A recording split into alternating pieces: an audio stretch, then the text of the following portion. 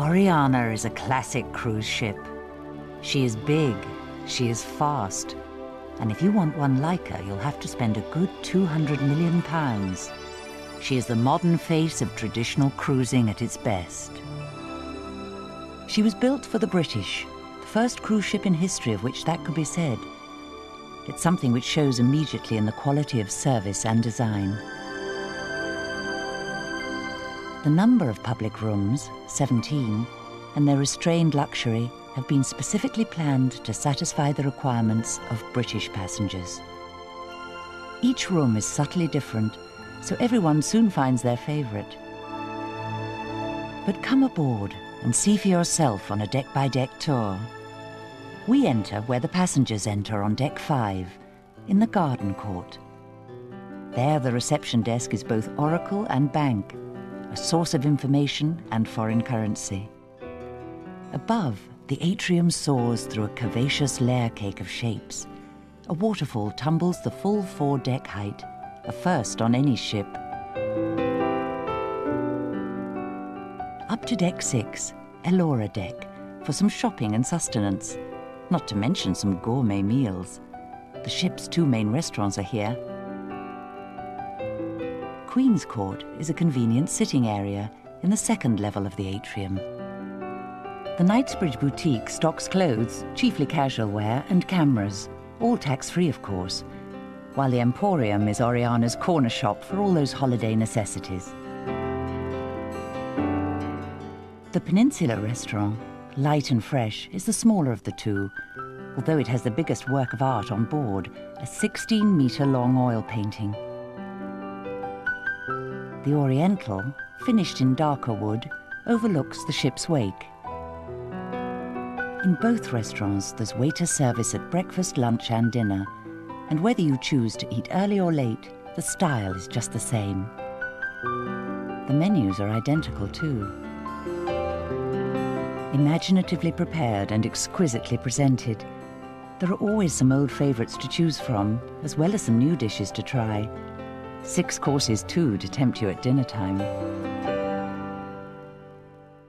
And to accompany dishes like chicken breast with a watercress and meat glazed sauce, or guinea fowl in lattice pastry, ORIANA has a superb cellar of delicious wines from the New World and old at very palatable prices.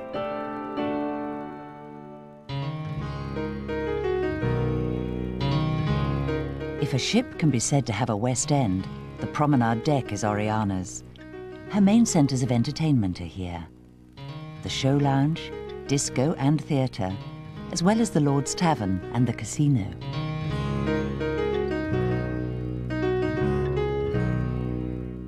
The spectacular Theatre Royal, in the forward part of the ship, was the first London-style theatre at sea.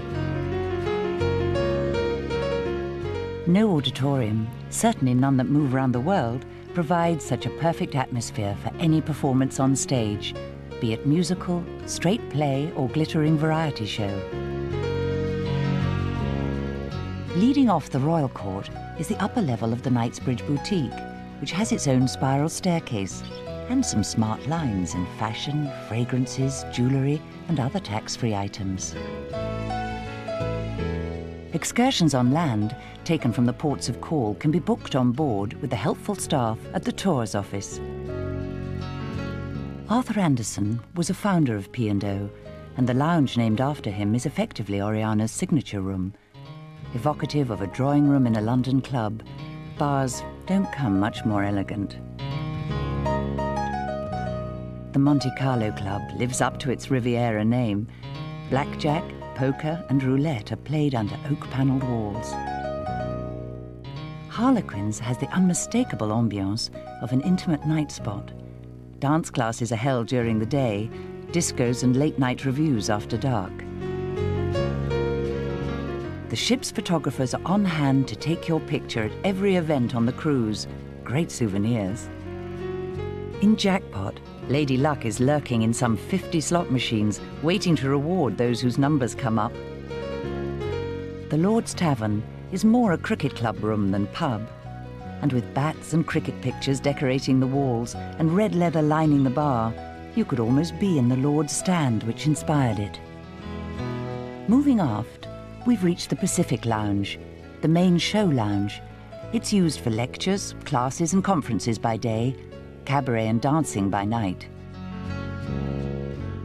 On one wall, a bronze relief. Outside on the promenade deck, you can stroll right round the ship. We've come to Deck 8, Divana Deck, the other deck with the greatest concentration of rooms for all kinds of recreation. A cinema and club rooms for the children. We've also come to the top of the atrium and its great domed ceiling of Tiffany-style glass. There is no mistaking how Tiffany Court got its name.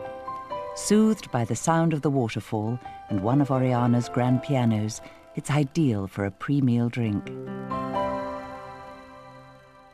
One of the grandest names in British history is given to one of the grandest rooms on the ship.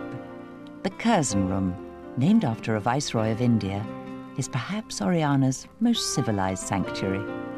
Classical recitals are given here, beneath an enormous embroidery, which is not alone in taking India as its theme. Crichton's is the card room, and one of a suite of 3 quiet rooms amidships. The library is another. The ship carries some 6,000 books, not all of which are kept in tall wood cabinets. David Lindley designed the table. There is more Linley furniture in the third of the quiet rooms, the Thackeray room. It was Princess Margaret's son who made the clock case. Charlie Chaplin ushers audiences into Chaplin's cinema. It's like a luxurious private viewing room.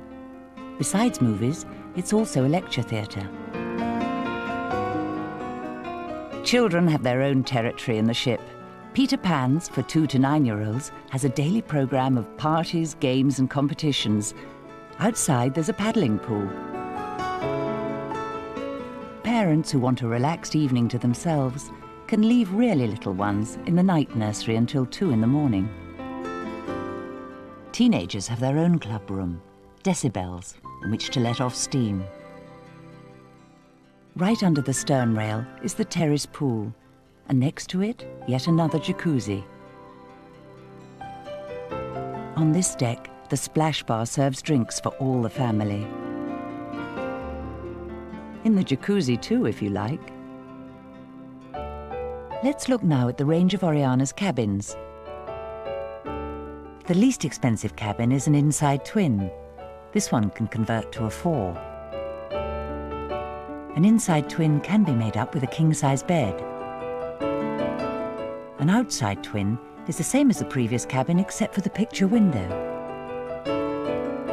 Staterooms extend into relaxing sitting areas. And this is a stateroom with a balcony.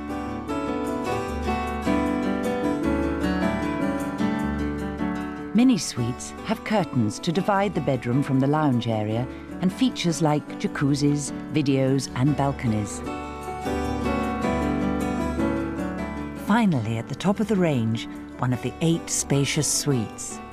All have full butler service and lots of luxurious touches. The balconies are big enough for parties. Every cabin is tended by your personal steward, who turns the beds down at night and brings your tea in the morning.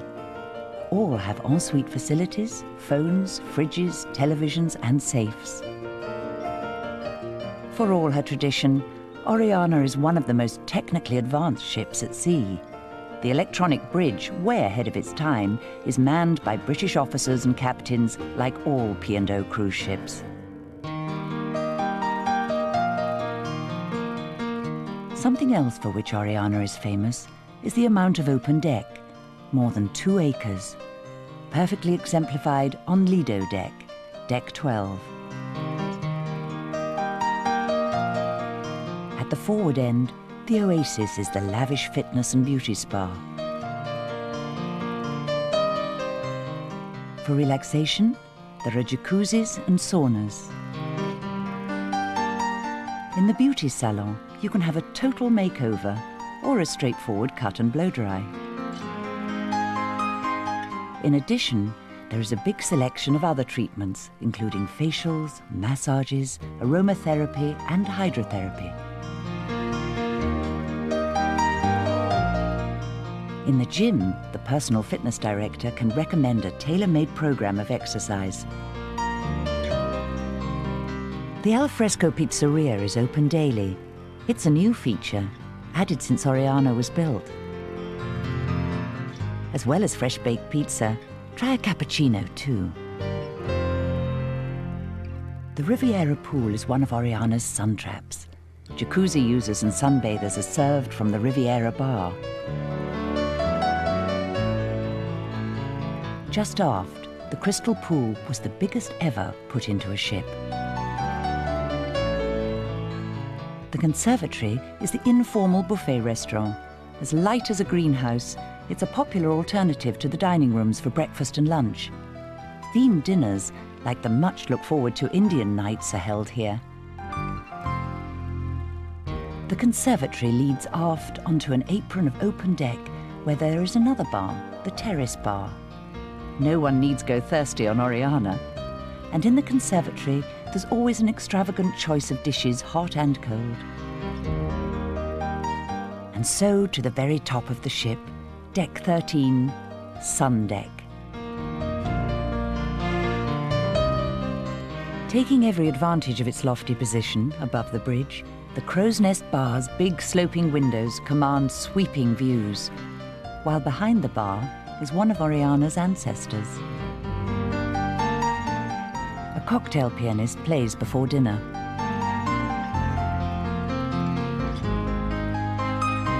On either side of the Crow's Nest are two identical rooms. The Medina room is one, and the Iberia room the other.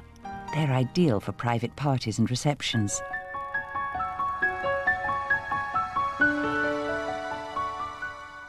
Not for nothing is this called the Sun Deck. Games courts and nets for golf and cricket are on Sun Deck, as well as the old favourite shuffleboard, of course.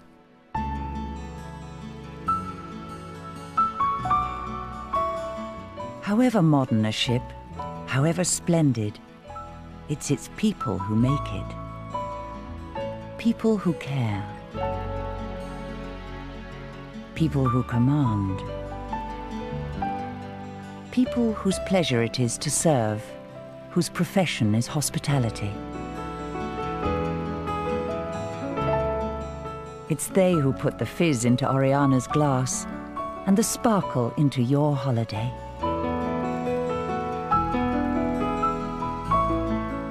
Oriana has the intimacy. Oriana has the style. She has outstanding restaurants and lavish entertainment. All that's missing is you.